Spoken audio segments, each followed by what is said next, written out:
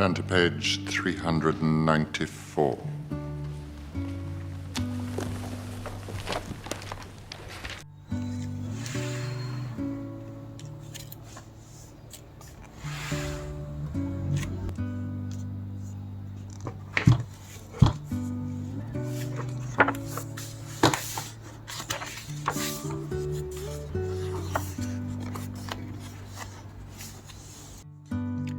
Chapter 44 The Hand of Death.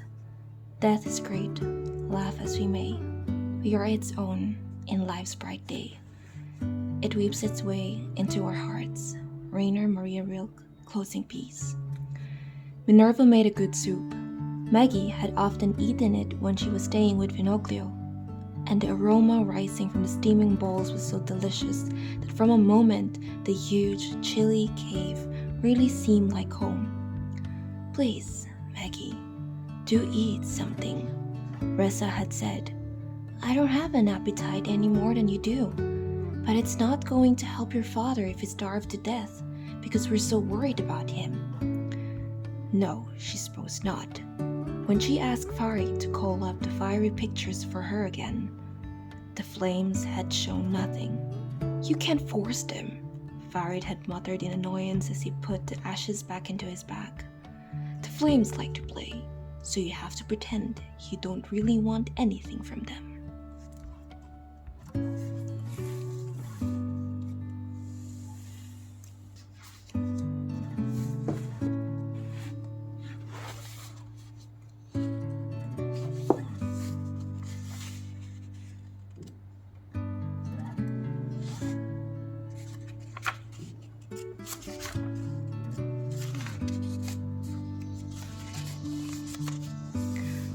"Let's do it," Alina said quietly. "But let's be careful." "Can we talk about this?" said Bonnie weakly, looking from Meredith's determined face to Alina's. "There's nothing to talk about. You're coming," Meredith told her. "You promised," she added, as Bonnie took a breath to object afresh, and she held up her index finger. "The blood oath was only to help Alina to get Stefan," Bonnie cried. "Think again," said Meredith. "You swore you would do whatever Elena asked in relation to Stefan. There wasn't anything about a time limit or about only until Elena gets him." Bonnie's mouth dropped open. She looked at Elena, who was almost laughing in spite of herself. "It's true," Elena said solemnly. "And you said it yourself. Swearing with blood means you have to stick to your oath, no matter what happens." Bonnie shut her mouth and thrust her chin out. "Right," she said grimly. "Now I'm stuck for the rest of my life doing whatever Elena wants me to do about Stefan." "Wonderful. This is the last thing I'll ever ask," Elena said. "And I promise that, I swear." "Don't," said Meredith, suddenly serious. "Don't, Elena. You might be sorry later."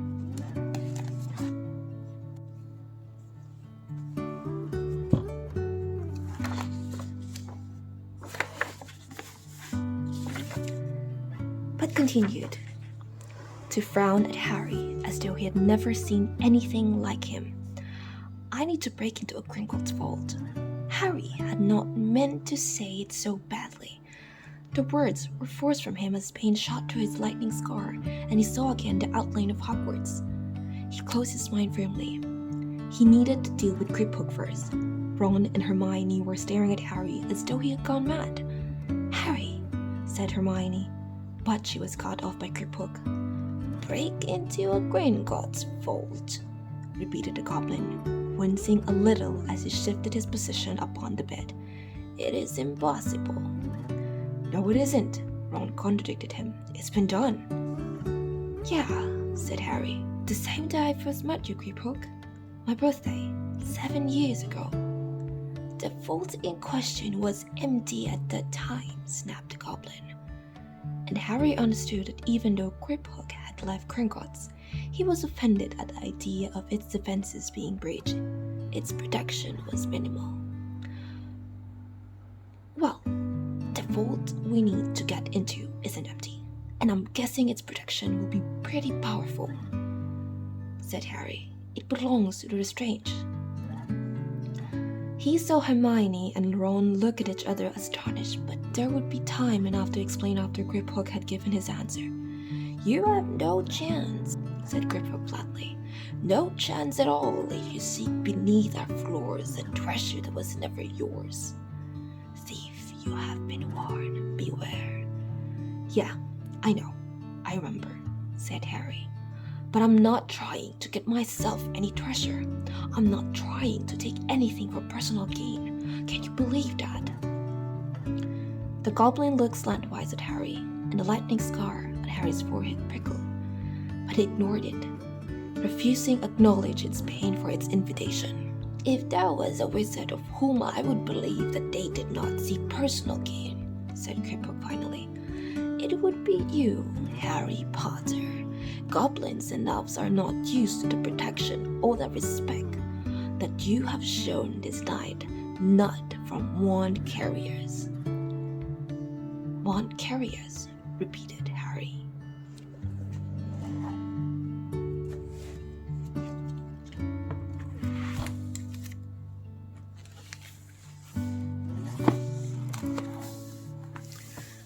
"Sorry, Harry," said George hastily.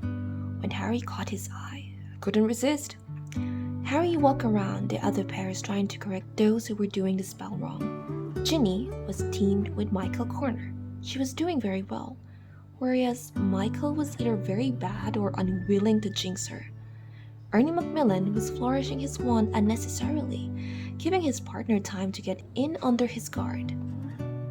The Creevy brothers were enthusiastic but erratic, and mainly responsible for all the book clippings of the shelves around them. Luna Lovegood was similarly patchy, occasionally sending Justin Finch Fletchley's wand spinning out of his hand. At other times, merely causing his hair to stand on end. "Okay, stop," Harry shouted. "Stop! Stop!" "I need a whistle," he thought, and immediately spotted one lying on top of the nearest row of books. He caught it up and blew hard. Everyone lowered their wands. "That wasn't bad," said Harry, "but there's definite room for improvement." Zacharias Smith glared at him. "Let's try again." He moved all around the room again, stopping here and there to make suggestions. Slowly, the general performance improved. He avoided going to near Cho and her friend for a while after walking twice around every other pair in the room. Every pair in the room felt he could not ignore them any longer. "Oh no," said Cho rather widely as he approached. "Expelliarmus. Expelliarmus. Oh, sorry, Marietta." Her curly-haired friend's sleeve had caught fire. Marietta extinguished it with her own wand and glared at Harry as though it was his fault. "You make me nervous. I was doing all right before then," Cho told Harry ruefully. "That was quite good," Harry lied.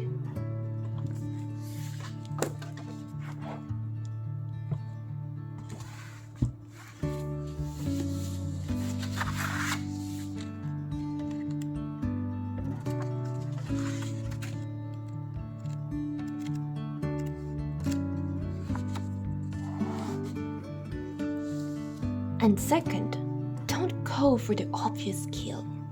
That's all they'll be prepared for. As long as you come at them from the side and keep moving, they'll be too confused to respond effectively, Emmett. Emmett stepped out of the line with a huge smile.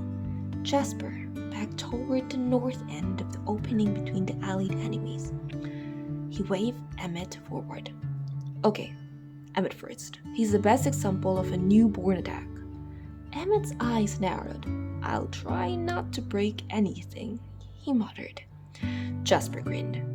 "What I meant is that Emmett relies on his strength. He's very straightforward about the attack. The newborns won't be trying anything subtle. Either just go for easy kill, Emmett." Jasper backed up a few more paces, his body tensing. "Okay, Emmett, try to catch me." And I couldn't see Jasper anymore.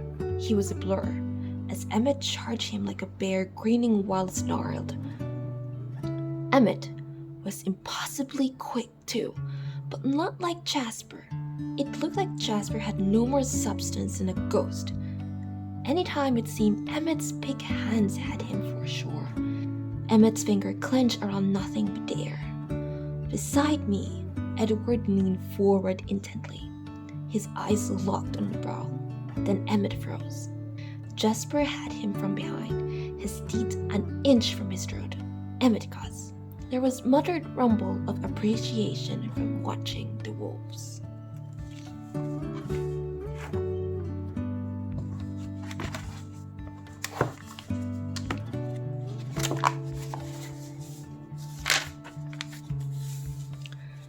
Daylight. The Lord of the Dead stood towering over the prone form of Phenolocron, who was twisting in agony of his litter.